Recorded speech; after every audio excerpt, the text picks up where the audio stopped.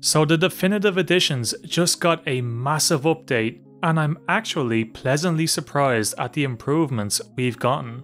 For the most part, I'm going to cover San Andreas as it's by far the one which needed the most improvements. So let's get right into it. The first big improvement is the classic lighting option.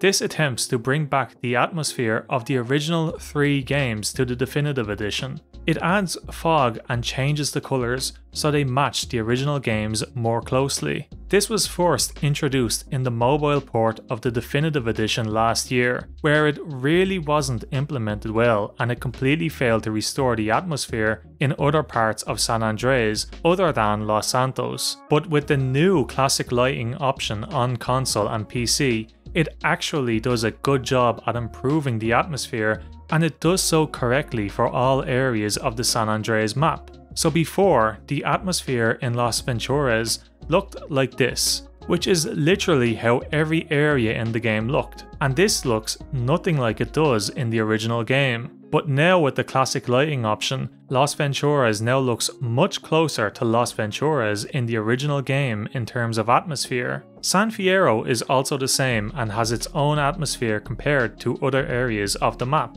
It is possible weather types are still missing compared to the original San Andreas, but until we can test more, we'll have to wait and see. Overall though, this is a massive improvement over the extremely bland atmosphere of the original definitive edition release. As well as the colours being improved, they finally improved the sandstorm effects, which looked really bad before.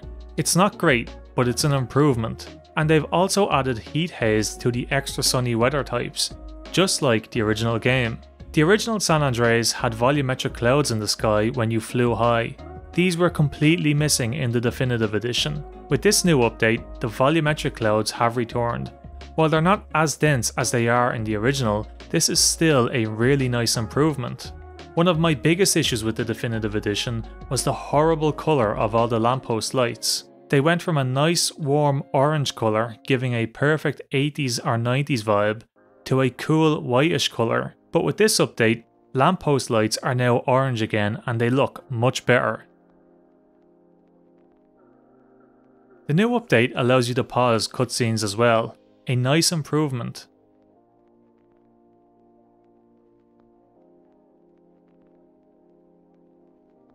There has also been some bug fixes as well for the game. One issue I noticed which is fixed compared to the old version is tire smoke is no longer black like it was before. Another issue is character rigging seems to be much improved, and CJ no longer looks deformed when cycling. There's been more reported, but unfortunately I've no access to an older version to compare and confirm bugs. Grove Street Games and their branding have been removed from the intro splash screen and the main menu. They are likely still credited at the end of game credits.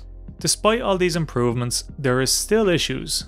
Camera controls and flying controls are awful compared to the original game. LODs still look atrocious. I don't even know why they changed the LODs from the original game, but they really need to be fixed and they appear way too close to the player too. As well as that, with this update you can now see quite a few holes in LODs as well. This needs to be fixed. Overall, this has been a very nice update and it's possibly the biggest improvements the definitive edition has seen since it released 3 years ago.